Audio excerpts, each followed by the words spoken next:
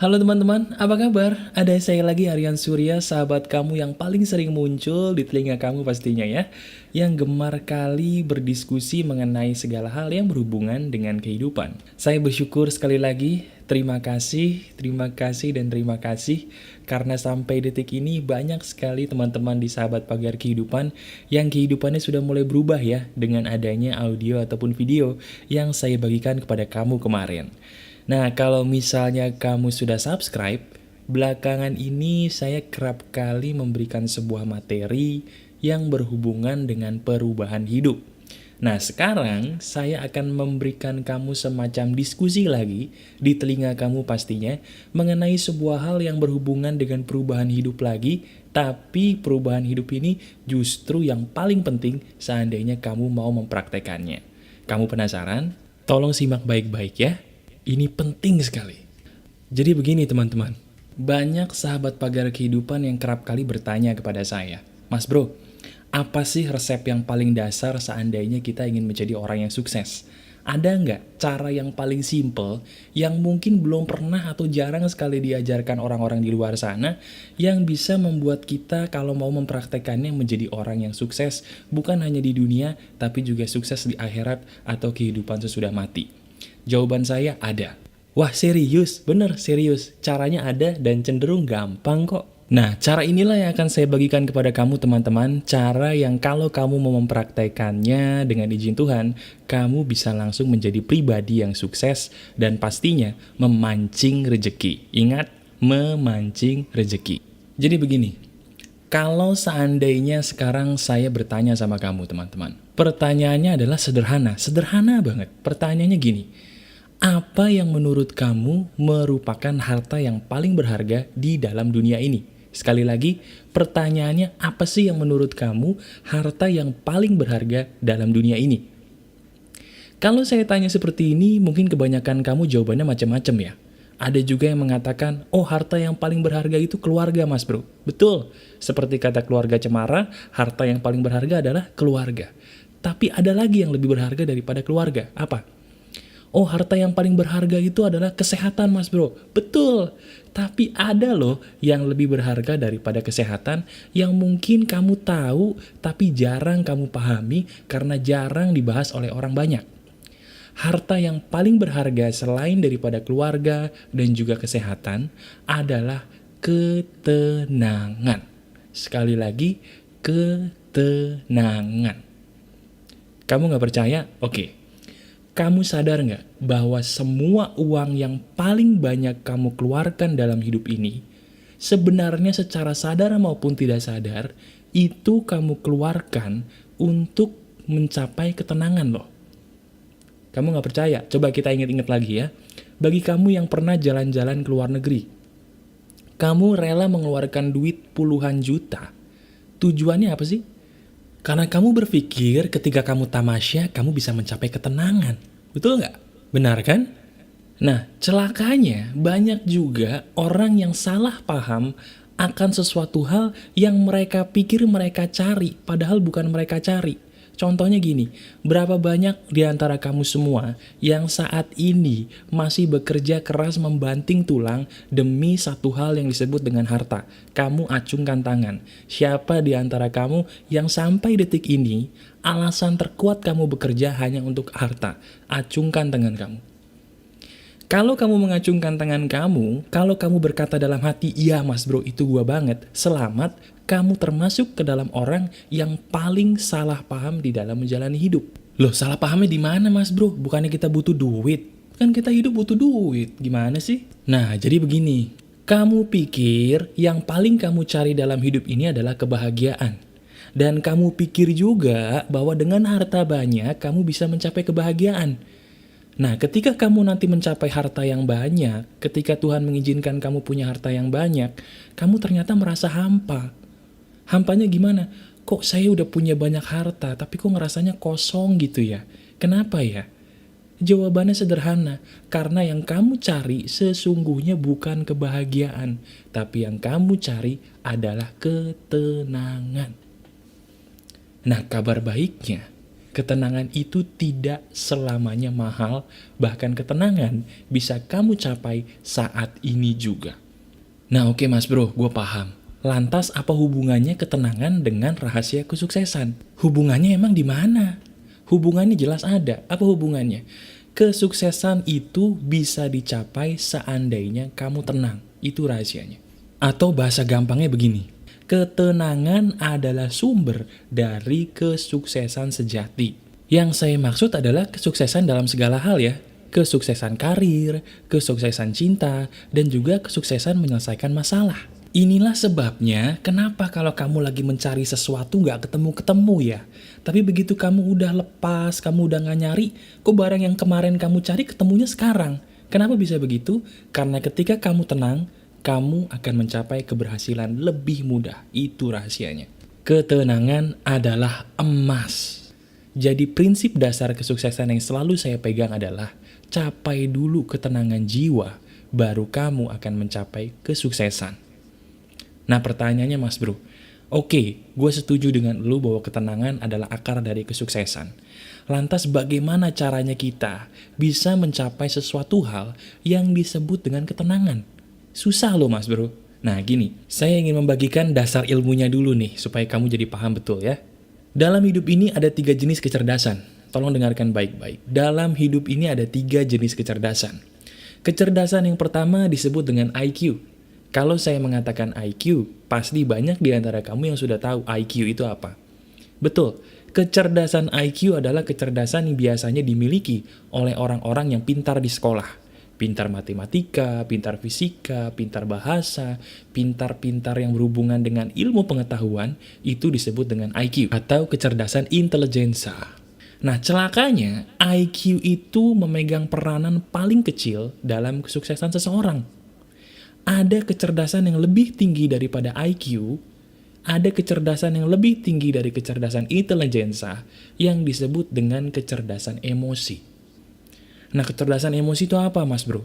Kecerdasan emosi itu adalah kemampuan kamu mengendalikan emosi di dalam menjalani hidup sehari-hari.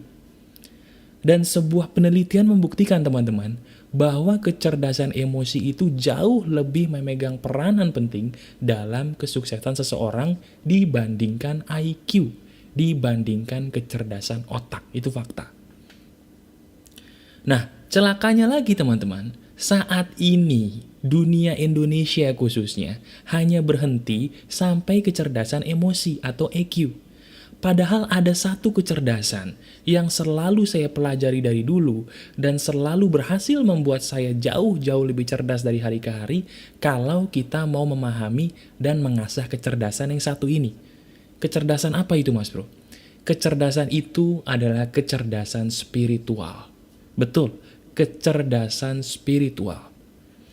Dari SD, teman-teman, kita sudah diajarkan bahwa manusia itu makhluk sosial. Betul, manusia itu makhluk sosial, tidak bisa hidup tanpa adanya orang lain. Betul, saya setuju. Manusia adalah makhluk sosial. Di SD juga kita diajarin bahwa manusia itu makhluk biologis. Manusia membutuhkan seks, dan manusia adalah manusia yang berkembang biak. Betul, saya setuju. Tapi di SD, sayangnya kita tidak diajari bahwa manusia, selain makhluk sosial dan makhluk biologis, manusia juga makhluk spiritual. Makhluk spiritual yang mana punya kebutuhan spiritual yang harus selalu dipenuhi kalau orang itu mau bahagia. Itu rahasianya. Karena zaman sekarang kita lebih cenderung ke materialistis, ke materi, kebutuhan spiritual kita ini diabaikan. Itulah kenapa saat ini banyak orang yang udah kaya, udah populer, ujung-ujungnya stres, makin narkoba, bunuh diri. Kenapa? Karena mereka meninggalkan kebutuhan spiritual mereka. Nah, kebutuhan spiritual kita ini, teman-teman, jangan pernah diabaikan. Karena kecerdasan yang paling memegang kesuksesan seseorang adalah kecerdasan spiritual. Nah, oke Mas Bro, kecerdasan spiritual itu apa sih? Tolong jelasin deh, kecerdasan spiritual itu adalah kecerdasan yang terjadi di dalam ruh kamu, di dalam hati kamu, yang biasanya dimiliki ketika seseorang memiliki kualitas hati yang bersih. Contoh nyatanya adalah para wali songo zaman dulu yang membawa Islam masuk ke Indonesia. Rahasia terbesar dalam hidup ini adalah semakin kita memiliki kecerdasan spiritual yang tinggi, semakin kita bisa berkomunikasi dengan baik menggunakan spiritual kita kepada Tuhan, kita akan menjadi manusia yang menuju puncak lebih gampang dibandingkan sebelumnya. Begitu juga dengan para wali songo yang dulu membawa masuk Islam ke Indonesia. Karena kecerdasan spiritual mereka sangat tinggi, mereka memiliki karomah atau ilmu yang diberikan Tuhan itu sangat luar biasa tinggi. Ada di antara mereka yang bisa hilang, ada di antara mereka yang bisa terbang, bahkan banyak melakukan hal-hal ajaib yang menurut penalaran kita sebagai manusia modern kayaknya nggak mungkin. Orang-orang Indonesia pribumi zaman dulu itu pinter-pinter sekali karena mereka kecerdasan spiritualnya pun bagus. Celakanya, semakin kita maju ke zaman modern, semakin kita menuhankan materi, hilanglah kemampuan spiritual kita. Itu dasarnya kenapa banyak orang bodoh, karena mereka meninggalkan kecerdasan spiritual mereka. Nah oke Mas Bro, sekarang tolong dong ajarin kita gimana caranya kita bisa menjadi orang yang cerdas secara spiritual supaya kita bisa menjadi orang yang sukses gitu. Caranya gimana? Caranya sederhana. Kecerdasan spiritual itu berawal dari kebersihan hati. Sekali lagi, kecerdasan spiritual berawal dari kebersihan hati. Kalau saya mengatakan kebersihan hati teman-teman, bukan berarti kamu tidak boleh melakukan dosa, bukan. Karena mustahil orang menjadi manusia tanpa dosa kecuali dia nabi. Selain nabi, manusia itu pasti berdosa. Dan tidak mungkin sesuci-sucinya manusia tidak mungkin tidak melakukan dosa. Lah lantas, kalau manusia boleh berdosa berarti hatinya nggak bersih dong. Nah di situ kesalahpahamannya. Kebanyakan orang berpikir kalau hati yang bersih berarti nggak boleh berbuat dosa. Salah. Yang benar adalah hati yang bersih itu adalah hati yang selalu rutin dibersihkan. Sekali lagi, hati yang bersih adalah hati yang selalu rutin dibersihkan. Sama seperti kamar mandi kamu. Sekarang kamu lihat kamar mandi kamu. Apakah kebersihan kamar mandi kamu itu bisa terjadi seandainya kamu tidak rutin membersihkannya? Nggak mungkin kan? Begitu juga dengan hati. Hati itu tidak akan mungkin bersih sendiri tanpa kamu secara sadar mau membersihkannya. Itu kuncinya. Nah, kalau kita bicara soal kotoran hati teman-teman, selalu ada aja, percaya atau enggak, hal-hal di sekitar kita yang bisa membuat hati kita menjadi kotor gitu. Coba nih, kita sebagai cowok, hal apa yang paling sering membuat hati kita sebagai cowok kotor? Betul, perempuan yang salah. Bener nggak? Perempuan yang salah itu yang membuat kita sebagai cowok lebih cenderung gampang memiliki hati yang kotor. Kita lagi jalan-jalan ke mall, tiba-tiba ngelihat perempuan bajunya mininya bukan main. Sebagai cowok normal, lumrah nafsu kita tiba-tiba memuncak. Nah, cuman bedanya, kalau kita menuruti hawa nafsu, hati kita akan kotor. Entah caranya bagaimana kamu memuaskan nafsu seks kamu, dengan cara yang salah, hati kamu kotor. Hati kamu kotor, kecuali kamu memuaskannya dengan cara yang halal, hati kamu tidak akan kotor. Itu uniknya. Begitu juga dengan perempuan. Kalau perempuan lagi tiba-tiba jalan, ketemu sama teman-teman yang ngajak ngegosip. Ngegosip itu juga mengotori hati. Dan secara normal, perempuan itu lebih suka menggosip dibandingkan laki-laki. Dan itulah yang menyebabkan hati menjadi kotor. Jadi semua perbuatan-perbuatan seperti wanita yang salah, gosip-menggosip, hawa nafsu yang salah, perasaan dendam, perasaan iri, perasaan dengki, semua itu mengotori hati. Itu kabar buruknya. Nah, kabar baiknya, itu semua bisa dibersihkan seandainya kamu melakukan 3 hal yang akan saya praktekkan bersama kamu berikut ini. Nah, 3 hal itu apa tuh Mas Bro? Hal itu adalah yang pertama, kamu perbanyak menyebut sifat Tuhan yang Maha Pengampun. Jadi karena saya seorang muslim, saya akan memberikan cara sebagai seorang muslim, bagaimana cara membersihkan hati. Dan bagi kamu mungkin yang non-muslim, kamu bisa mengambil ini sebagai hikmah. Bagaimana cara versi keyakinan kamu untuk mendekatkan diri dengan Tuhan. Intinya sama. Yang pertama, saya menyebutkan tadi perbanyaklah menyebut sifat Tuhan yang maha pengampun. Jadi kalau kita sebagai muslim teman-teman, sifat Tuhan itu ada berapa? Betul, 99.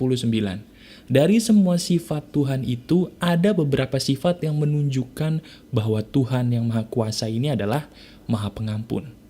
Nah, kamu ketika sehabis sholat terutama, sebutlah nama Tuhan dengan sifatnya yang pengampun sebanyak mungkin, sekusyuk mungkin, sepelan mungkin.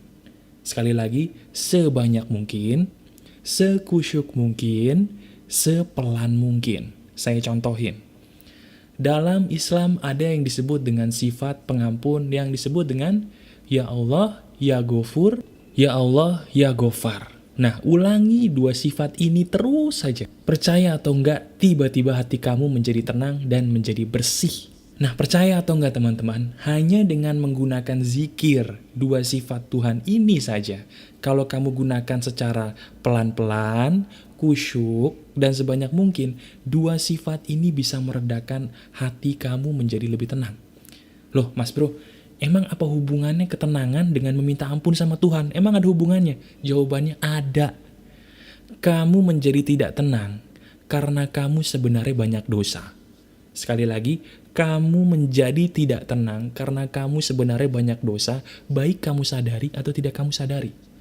Saya juga bingung, kenapa ya? Kalau saya menyebutkan sifat Tuhan yang maha pengampun, Ya Allah, Ya Ghafur, Ya Allah, Ya Ghafar, diulang-ulang begitu. Kenapa kok saya jadi tenang? Oh, ternyata saya mendapatkan hikmah bahwa pengampunan itulah yang membuat kita menjadi tenang. Nah sekarang, kamu praktekkan cara saya tadi.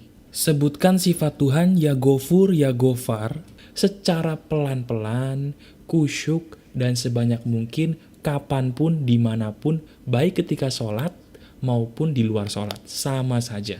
Itu cara saya sebagai orang muslim. Nah, kalau kamu melakukan cara itu dengan benar, dengan pelan-pelan, sebanyak mungkin, dengan cara yang kusyuk gitu ya, rasanya hati itu kayak ada yang ngebersihin loh. Tiba-tiba hati kita yang tadinya kotor menjadi tenang, menjadi lega, sampai akhirnya kita jadi nggak ngerasa lagi tuh yang namanya gelisah. Percaya atau enggak kamu praktekin. Yang kedua, setelah kamu melakukan hal tadi, yang kedua yang membuat kamu menjadi tenang adalah perbanyaklah berbuat baik. Perbuatan baik itu membersihkan hati, teman-teman. Semua perbuatan baik, apapun yang kamu lakukan atas nama kebaikan, itu menenteramkan hati. Dan itu memberikan hati yang bersih. Berbuat baiknya apa Mas Bro? Semua yang saya ajarkan. Mulai dari bersedekah, mulai dari bersyukur, mulai dari berbakti kepada orang tua, dan yang paling penting, bisa juga kamu berbuat baik kepada musuh kamu. Benar, dengan cara mengampuni. Mengampuni termasuk perbuatan baik. Sudahkah kamu mengampuni musuh kamu? Kalau belum, bisa jadi itulah penyebab kamu tidak tenang. Yang terakhir, setelah dua hal tadi, yang paling sering saya lakukan adalah perbanyaklah meminta maaf. Meminta maafnya kepada Tuhan. Bukan kepada manusia dulu, kepada Tuhan dulu. Tadi kita pertama menggunakan sifat Tuhan yang maha pengampun, kita zikir. Yang ketiga, kita minta ampun juga dong sama Tuhan. Minta ampunnya gini, ya Tuhan, ampuni saya salah. Maafkan saya salah, saya gelisah. Ampuni saya Tuhan, maafkan saya bodoh. Saya berserah diri kepadamu. Tolong berikan saya ketenangan Tuhan. Tolong berikan saya kedamaian. Amin. Terus katakan itu kepada Tuhan, lama-lama hati kamu menjadi tenang. Percaya atau enggak, kamu praktekin dulu, silahkan. Nah, Dari tiga hal tadi teman-teman, kalau kamu mempraktekannya dengan baik, kamu akan mencapai sebuah hal yang disebut dengan ketenangan hati karena hati kamu bersih. Sekali lagi, ketenangan itu berasal dari kecerdasan spiritual yang baik, dan kecerdasan spiritual yang baik itu berasal dari hati yang bersih yang dekat dengan Tuhan.